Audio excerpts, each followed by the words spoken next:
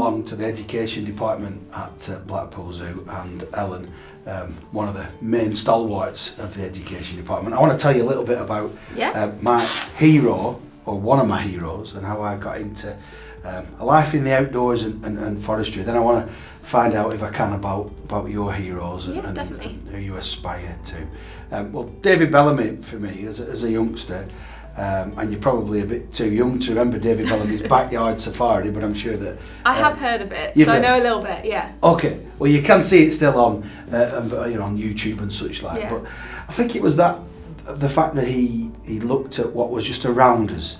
He wasn't going necessarily to sub-Saharan Africa or Antarctica, but that backyard safari meant that me as a little 5-6-year-old, I could get in amongst, in the undergrowth, and I could find worms and creepy crawlies, and that really sparked something in me. I'd rather be outside. So that's who my hero was, and I'm really keen to find out who your hero is. So obviously I grew up with lots of different wildlife nature programmes. I mean, I feel like I've got to mention David Attenborough because we've all watched all of his programmes, documentaries, and I think that did heavily influence me growing up. I mean, I always remember having the Blue Planet and DVDs on in the background. But one of the ones I think probably was the most influential for me was Steve Backshall. So Deadly 60, grew up on that, CBBC, every day after school, we just used to watch it constantly. So yeah, that used to definitely be one of my kind of influences.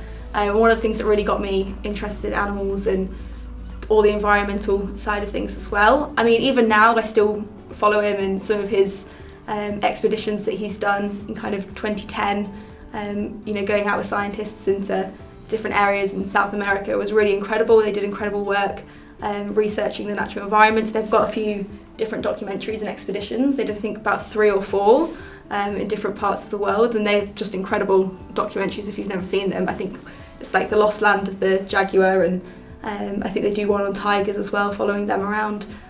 So they had really incredible documentaries that I've continued to kind of follow as I've grown up. So I've kind of grown up with him and kind of watching all of his different expeditions. So he's someone that's definitely heavily influenced me in terms of wanting to work with animals, definitely. That spark. Yeah. And that Deadly series was like top trumps of animals, wasn't it? Exactly. Both my boys loved it because you could compare whether a rattlesnake was more deadly than a rhinoceros. Exactly. And it was short enough that it kept your attention. You could see about 4 or 5 different animals in a half-hour show and learn just even like fact files about them. And it's definitely, even today, referring back to it, like looking at the different facts that I learned, like looking at the different animals. Again, some unusual animals that you would never even have heard of or think about, but now I work with them, and it's because I saw them on TV. Do you take that inspiration that you had from your hero when you're now in the education centre here at Blackpool Zoo and sowing those seeds in the youngsters that you come into? Definitely. I love working with the animals, but the people side of it is my favourite thing to do. I mean, when you take people to see the animals or you talk to them about the animals and they learn something new or they have an incredible experience that they've never even had before, it's something special being able to be that person that takes them to do that.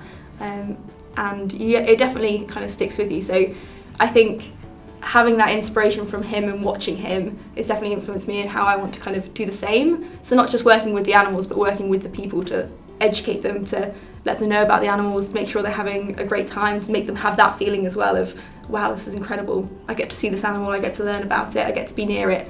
It's definitely something that has made me want to be part of the education team more. And the more I work here, the more I want to continue with this career path. There's a tremendous sense of well-being that you're passing on to those people, and exactly. Also a greater understanding of the planet.